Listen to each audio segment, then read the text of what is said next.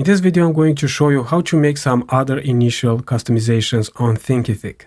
Let's change the name of our site or school. Following the example of someone who builds an online school where there will be lots of meditation courses, I'll name the school Meditate with Adrian.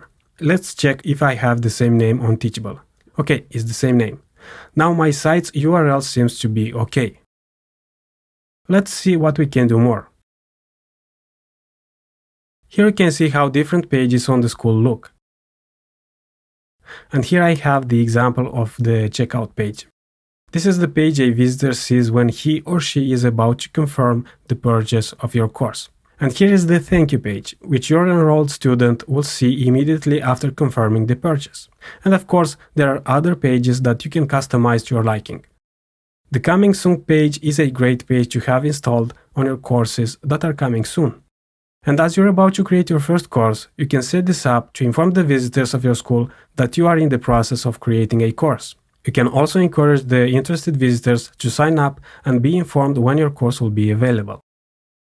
Another cool feature Thinkific has is that you can see your school how it is seen on desktop or a phone, so you can quickly see how your school is seen on both mobile and desktop. Now, let's see what we can customize more. Let's say we want to edit the homepage of our school.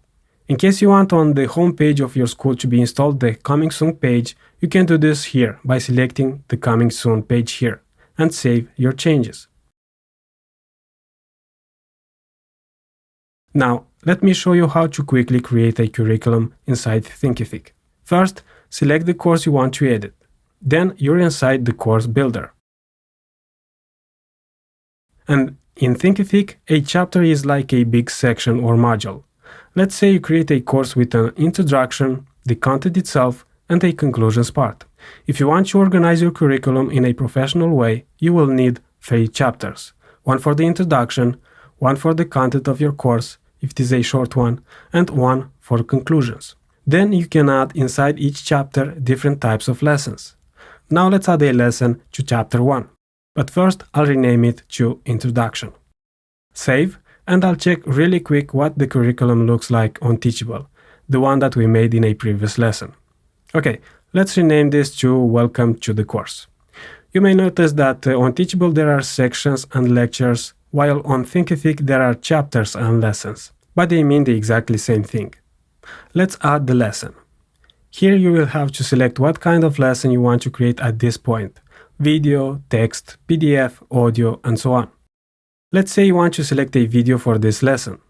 If you already uploaded your video to the video library, you can type its name here and it will show up, then you can select it. If not, you can drag and drop or select the file's location. Save the changes, and here on the left bottom you have the confirmation that the lesson is saved. Then right here on the bottom you can set the lesson for free preview. That means visitor can watch the lesson even if they didn't purchase your course. You can enable comments and you can make it downloadable. If you want more settings for your lessons, you have to upgrade. And right here you can delete your lesson. Now let's add another chapter. By the way, if you design a course with more modules, for each module you will need to create a chapter. This is like a section on Teachable. I know I already mentioned this, but it's important to understand the meaning of chapters in the Thinkific curriculum. Okay, let's create one. Copy the same name as on Teachable, save, then add a new lesson. Again, we'll use the same lesson names as on Teachable. Save. Oops, there's a problem of some sort. Let's try adding a second and a third lesson. There may be some problems with my internet connection, or there is a bug on the platform, you never know.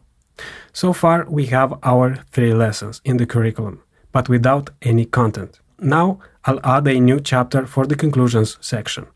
Here on Teachable I'll add also a lesson or a lecture in the conclusions part. Let's do the same thing on Thinkific. And there you have it. You got the curriculum of a lead generator course both on Teachable and Thinkific. Here on the bulk importer, you can upload multiple lessons in the same time. Then here you have some settings you can customize, like the thumbnail of your course, its description, and other settings. Drip is a great feature if you want the students to get access to certain lessons at a certain time in calendar, or after a certain number of days they enrolled in the course. But in order to do this, you'll have to upgrade. In the pricing section, you can offer your course for free, or you can offer it as a one-time payment. And an interesting feature is that you can optionally create a date limit until which the enrollment to your course is open. Now, as I have in mind a lead generator course, I will make it free. You can charge for it later by changing the settings here. So, here you can select the price of your course, and you have to connect with Stripe or PayPal if you want to set a one payment price for your course. You can see that the pricing plans are common for both platforms. The after purchase section is the feature you want to use when you want to set up upsells. Let's say you are offering this course for free, and after the student enrolls, you can offer the student something to buy, like an ebook, or you can offer a quick promotion to one of your paid courses. This is also available on Teachable. And publish. Oops, I didn't verify my email. Let's ask Thinkific to resend the confirmation email. There it is. Confirm my account. Okay, I'm supposed to be verified now. Let's refresh the page. And here you can select the status of your course, be it draft, pre-order, or published. Now, if you think there will be more than 100,000 visitors to your course in the first days, Thinkific advises you to inform them before the launch. For now, I'm going to save my course as a draft. And you can see here it says draft on the status of my course. Then here you can duplicate your course if you choose so. Now, let's preview how the course looks at the moment. Click on Preview Course, and this is what we got so far. This is the course curriculum we made earlier. I see there are two tip number 1 lessons. Let's delete one of them. Refresh, and here we go. Problem solved. So this was another customizing mini tour inside Thinkific. Most of the settings are self-explanatory.